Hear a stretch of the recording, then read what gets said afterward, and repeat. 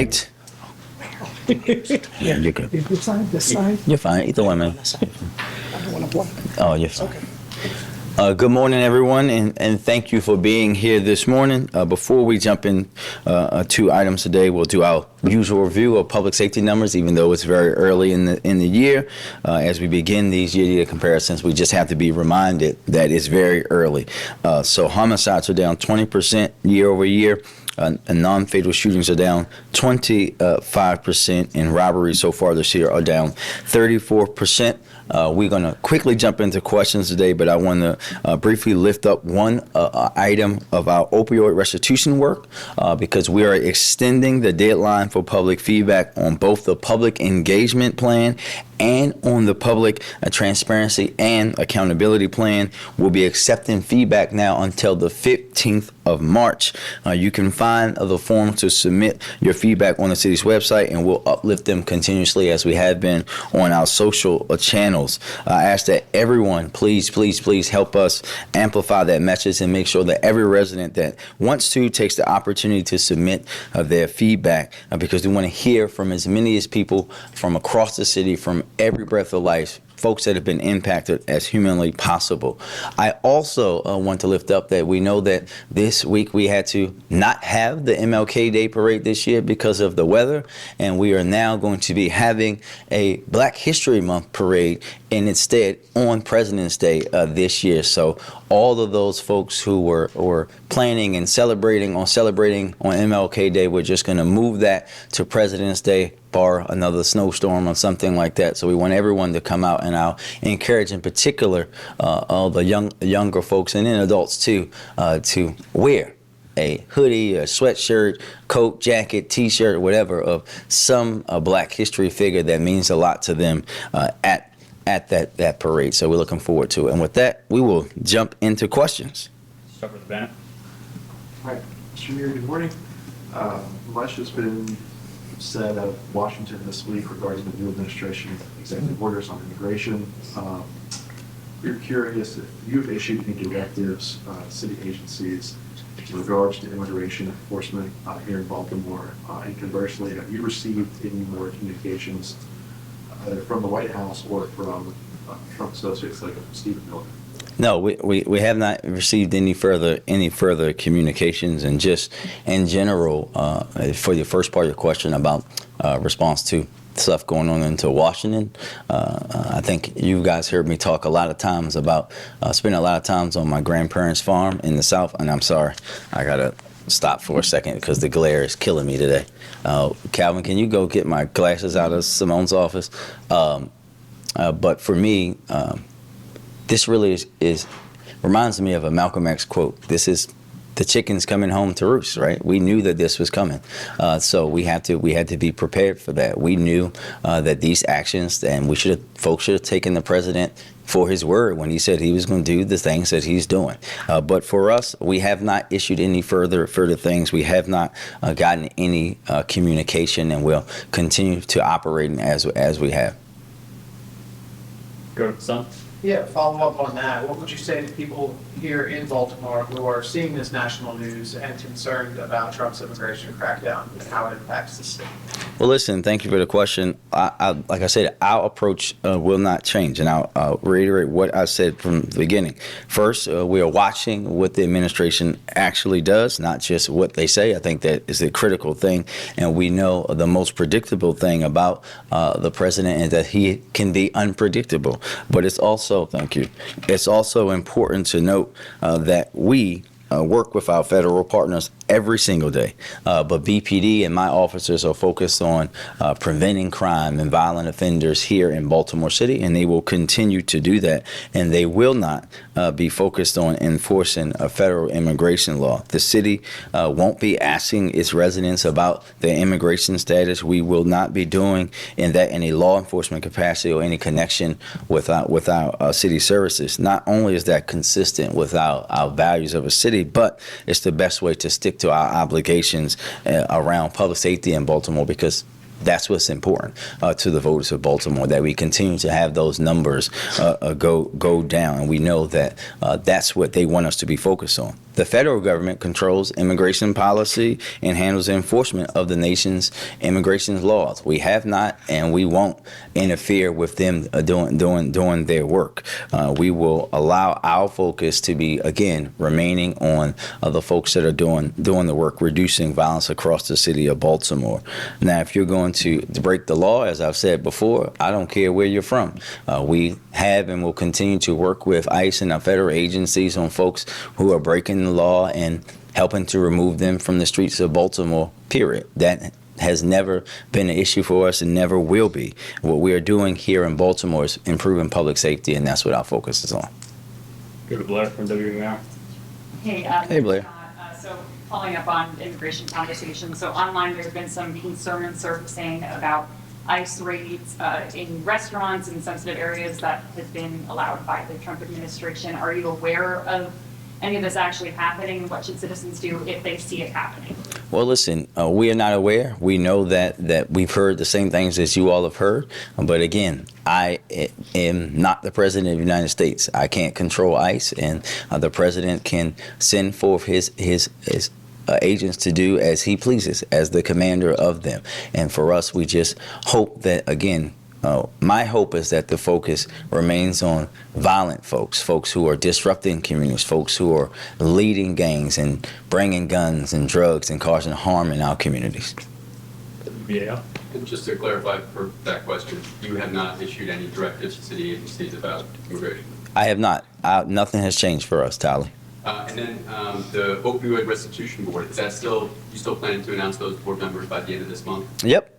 Okay, by January 1st, okay. And then We're just extending the public comment about the work itself, not the board stuff. and is that in response to the volume of input you've gotten, or hoping to drum up more input? We just want to get more input. We just want to make sure we got as much as possible, Tally. We've been getting some good feedback, but also we know we also have to account for, like, it has been cold and snowy, and we don't want folks to miss out on that opportunity. It's too important.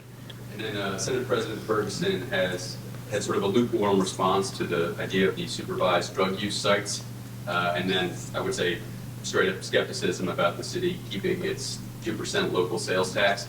What's your response to that? Well, listen, I've spoken with the Senate President. I understand the state's financial situation. As I said before, we're going to continue to advocate and work with them to figure out ways to get the city to be aligned with other places. So I have no issue with what the Senate President said. And on OPCs, I think you've heard me talk about this. I've been in Annapolis for many years. This is a proven method to help save lives and reduce overdoses. And we're just going to continue to advocate for that and be quite honest, everything that helps to reduce overdoses, because I don't want anyone, Tali, to be watching your segment and think that OPCs are the singular solution. There is no one solution to when you're talking about overdose and addiction. There are so many things that play a part in that big pizza pie that we need to deal with addiction and overdose in this country. And it's just one portion, but it's a very important portion, because when you look at the places that have these here in the U.S., in New York, and in Canada and other places in the world, you don't have the amount of overdoses that you have here. Just a quick follow-up. His preference was, possibly having these at healthcare facilities. Why is it important to have these in the actual neighborhoods where drug use is happening? Because you should have it where people are that need it, right? When we know that people are dying in that neighborhood, and we know the transportation issues and the other cultural issues that we have in our cities, right? Not just in Baltimore and in our locations around the country, it should be right there. The same way that we make sure that, unfortunately, that like there's a liquor store everywhere across East and West Baltimore. We don't have a problem when they're putting those up. When they want to put McDonald's and all these other things that aren't healthy for people to eat over and over again, we have no problems from putting these things that are helping in many ways to add to the health disparities. So we should be thinking about OPCs in that way as well. Go back to WYPR in the back. Oh, Emily. Dose Emily's. Yeah. I think you have answered this probably in a couple of ways, but for the sake of my reporting, let me just ask my question directly. Given the news yesterday about protected sites kind of being revoked for immigration raids, so now that officers can go to schools, sites where there are social services, et cetera, would the city consider any counteractive measure? You know, in Colorado, school systems have already said, you know, immigration officers are not allowed to come into our schools. Would the city of Baltimore consider plans like that? Well, we'll look at every legal option that we have to protect our residents, period. But we will not be doing anything illegal. Every legal option to protect our residents, the city of Baltimore will under the guise of our fabulous city solicitor, will be looking at. But we will not do anything illegal. WJZ. Senior? Already answered this in some way. But do you have any concerns with Trump's executive order on birthright citizenship in America and being a sanctuary city? Well, I think it's, and I know, Senior, we've talked about this before. We have to be reminded that Baltimore is not a sanctuary city. It's a very important distinction that we must make here. We don't use that term intentionally. One, because of the politically charged nature around it, and two, because it's a very important part to note that when people talk about sanctuary cities, they focus particularly on what happens when people are detained and put in detention facilities, of which the city of Baltimore does not run any. So we are not a sanctuary city.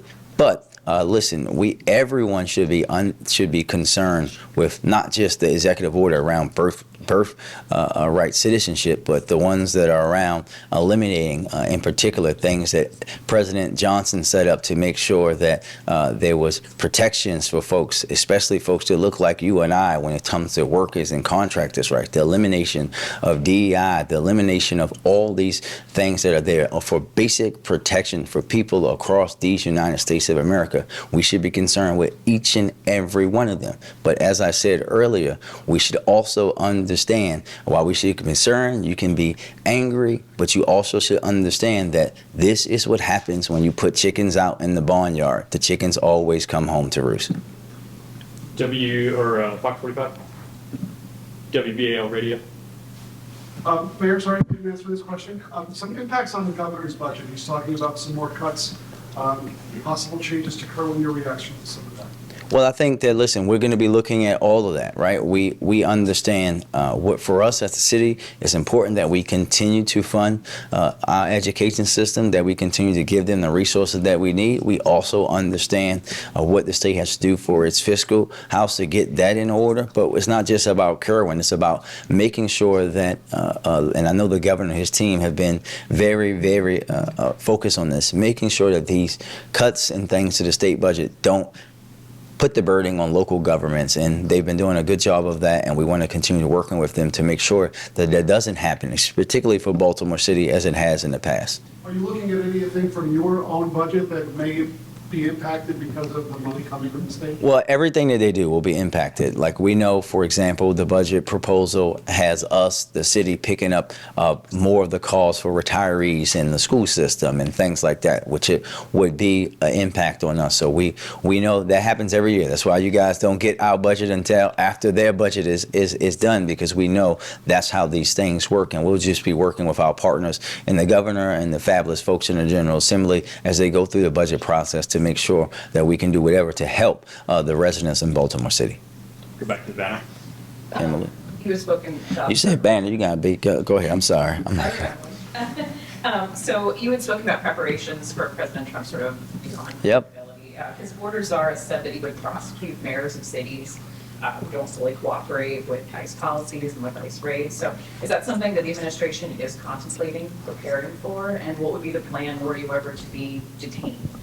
Well, I think that we understand that that's a possibility, right? And for me, that's not something that scares me at all, right? When you think about some of the biggest freedom fighters in the world, right? Whether it be Dr. King, whether it be Malcolm X, whether it be Rosa Parks, all of those folks have been put in jail, right, for some period of time, simply for doing the right thing. That does not scare me. But we are prepared for that. But we also, again, are in a very different position than most cities around the country because of how government works around here, Emily. And we will be doing all the things that we have been doing with our federal partners. But again, I will not be directing my police officers to not focus on taking guns off the street, taking murders off the street, preventing robberies, preventing carjackers, to simply just go after someone who's an immigrant. If that person is a criminal, then they are already a part of that focus for us.